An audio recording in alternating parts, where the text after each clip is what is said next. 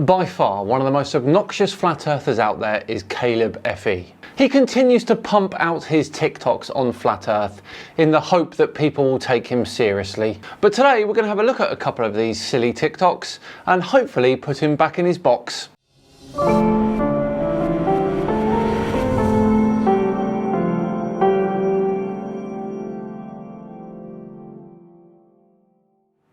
Hello all and welcome along to another episode of Flat Earth Friday with me, Simon Dan. Thank you very much for joining me. If you're not sure who Kaleb FE is, then you'll be very amused to know that this is the man who brought forward a satirical article as proof against gravity during a debate with FTFE.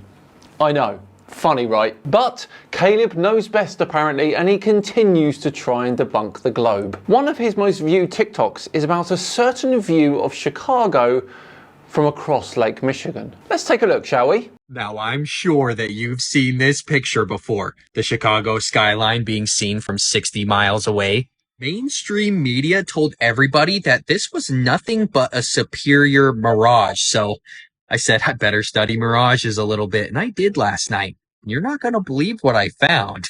Let's get the basics down. There's an inferior mirage, which mirages things down, the virtual image down. And then there's a superior mirage, which mirages things up, but reflects it.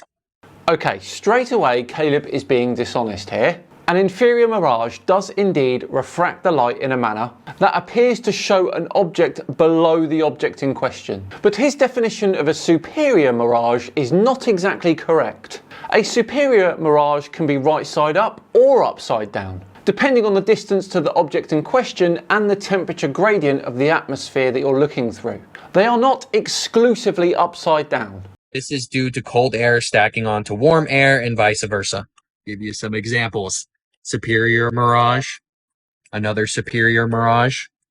And if you're a critical thinker, you're already thinking, how is this a superior mirage if this is a superior mirage? If it reflects the image upside down, because a superior mirage can refract an image the right way up or upside down, depending on different factors, as I just mentioned. They're actually saying that this is a Fata Morgana mirage.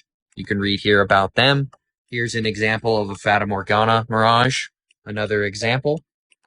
You know, you're thinking, okay, like, makes a little more sense, but why would it be directly connected to the skyline? If it wasn't the skyline, it would be up. Like, I don't know, still problems, but... Well, not really, because I don't think that this is a Fata Morgana. You tend to find much more distortion when it comes to Fata Morganas, and this isn't very distorted at all. This is a highly refracted standard superior mirage. What if I told you that this type of mirage isn't happening either, though? I messed with the contrast, the brightness, and other things, and I'm seeing the skyline again, guys. I'm wondering if this isn't the skyline here, and this is just a wind line that came through and caused the ripples in the water. Hold the phone, everyone. The entire science of mirages needs to be changed because Kaleb, a flat earther on TikTok, adjusted the contrast and the levels of a photo. I did the same thing for the other picture. Do this yourself. And is that the skyline actually right there? Right behind the boat going across? And this is again another wind line creating an optical illusion? I'd say yes. I'd say no. The Fata Morgana, as I said earlier, is a very specific mirage and causes a variety of optical phenomena. It has been photographed and documented many, many times. You are a flat earther on TikTok. Guys, don't get misled when you're looking into superior mirages. This doesn't happen. Ever. You think that the bottom of this boat was perfectly just gonna be refracted into the sky, not connected, like dude, seriously, guys, you just magic, huh? So let me get this straight. You believe all of the explanations for the other types of mirages, but not this one. You are literally a walking confirmation bias. They think you're so stupid. Seriously. They're saying that this is a superior mirage. The sun backlighting the Chicago skyline, they think you're this dumb. Really? Wow. You do understand that the sun could be depicted in a superior mirage as well, don't you, Kaleb? Don't you? Oh, I forgot, you're a walking confirmation bias. Of course you don't. And I'm not going to name call today, but there's a specific heliosexual going around on lives saying that inferior mirages are the curvature of the Earth? No. Mirages will either accentuate or mitigate any effect curvature has on hiding objects behind the curve, depending on the temperature of the air on the surface you're looking across, amongst a variety of factors. The curve of the Earth blocks objects that are far away. That is an indisputable fact. Mirages happen. Also an indisputable fact. The two phenomena can happen at the same time. Inferior mirages are the most common mirage that we'll see over the ocean. There's no curvature to the Earth. Look how obvious this is, though. Look at this Fata Morgana mirage. Oh, it's just a wind line. They tried to get away with this one, too. They tried to tell you this one was, too. This is a wind line coming through. This is water. This is reality. You want more content like this? Follow me and check out my link tree in my bio. Yes, very scientific, Kaleb. Of course, totally wrong as usual. And if we take a look at the numbers, then we can confirm this. The park in question, where the photo of Chicago is taken from, is taken around 55 miles away.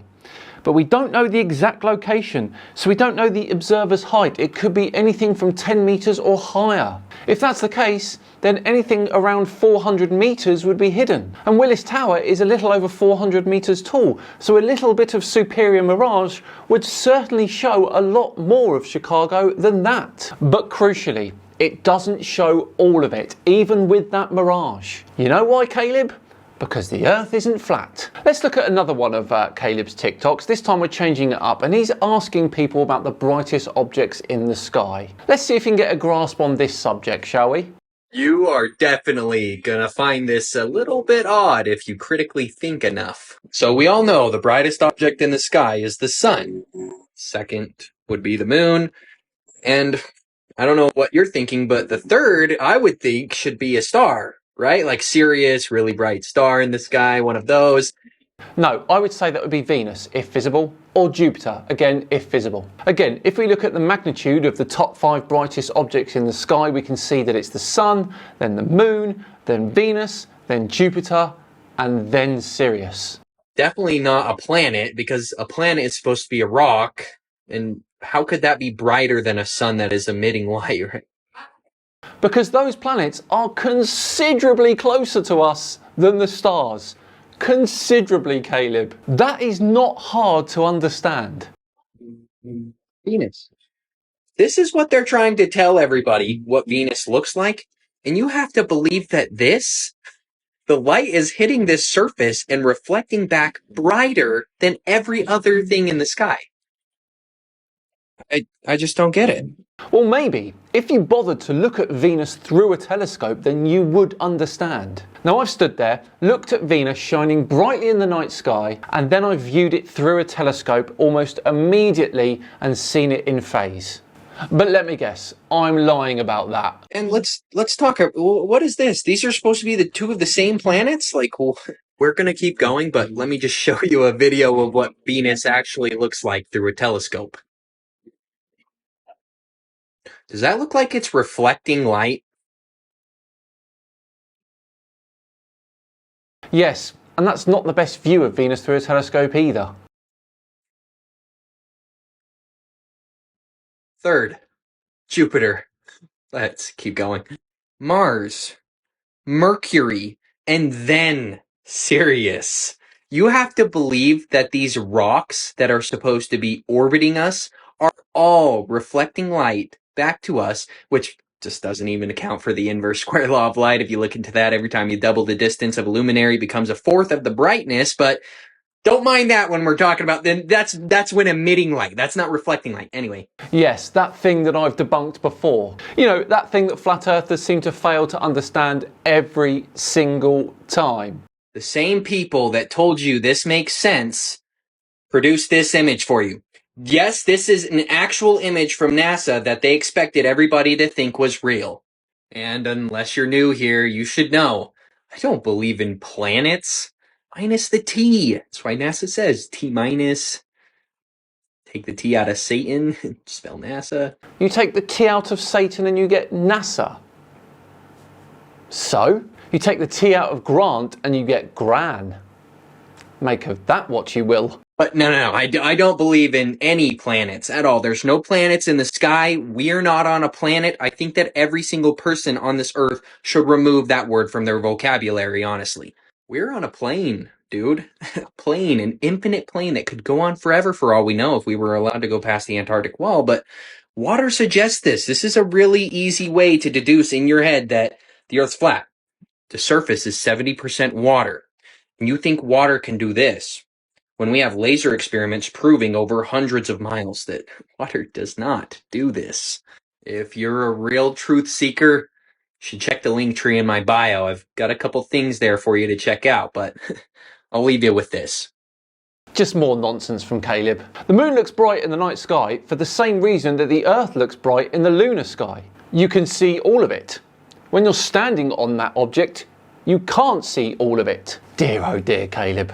Well, there we go. What do we all think of Kaleb's TikToks there? Any good or a load of old nonsense, as I suggested?